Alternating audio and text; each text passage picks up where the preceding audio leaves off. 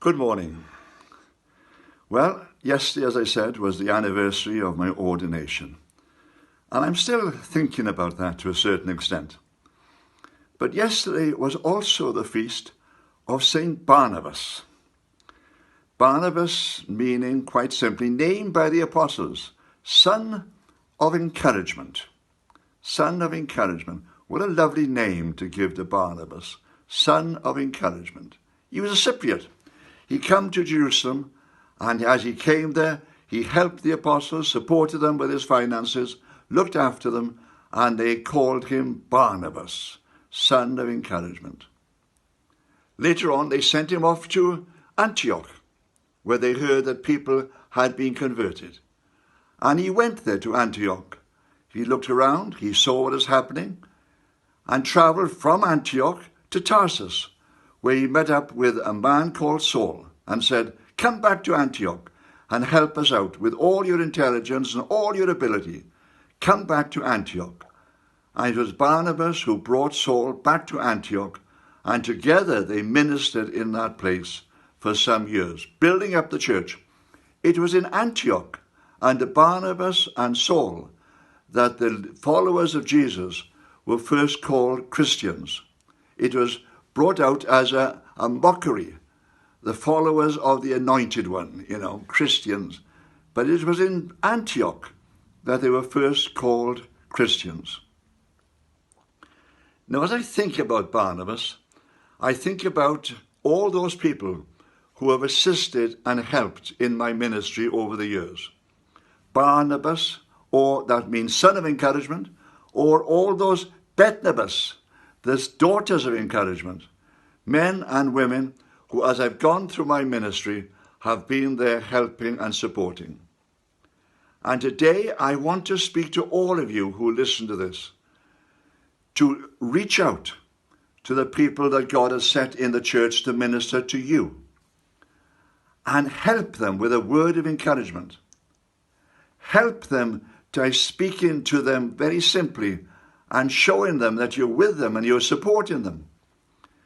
The ministry can be a very lonely place because as you speak and as you minister, well, most people might feel it a bit uncomfortable and probably they don't want to do what you're asking and they want to move against it, and you get a lot of discouragement coming. Lots of people saying things which you wish they hadn't said and doing things you wish they hadn't done as they show their displeasure about what you're saying or doing. The people in the church who are set there to lead need encouragement. And Barnabas had that ministry to the apostles. He encouraged them, and later on, supporting the church in Antioch, encouraged Saul to start his ministry and building him up until he became the great apostle to the Gentiles. I thank God for every single person who has helped me in this way over the years. I remember them from parish after parish.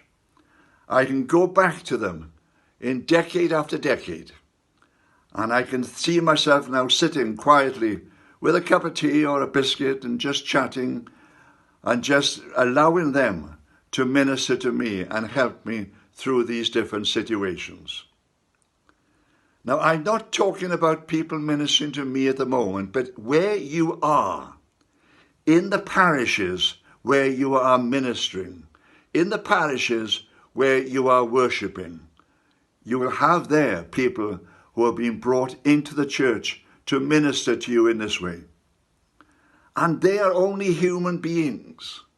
So they have all the normal paranoia of human beings. I often say that once a parish priest leaves a parish, then he becomes a saint, or she becomes a saint. But when they're there, they certainly are not accepted to the same extent. I always used to make a joke that when I'd left the parish, people looking back would think I was part of the Trinity. But in the parish, when I was ministering, they very often thought I was the Antichrist. something which is something we have to accept. People in ministry have to accept this. But I ask you simply to think again about the people you're ministering to, and think again as to how you can encourage them, and think again to see what you can do to build them up, because they're under terrible oppressive attack from the enemy, and your encouragement can be a great blessing at this time. Amen.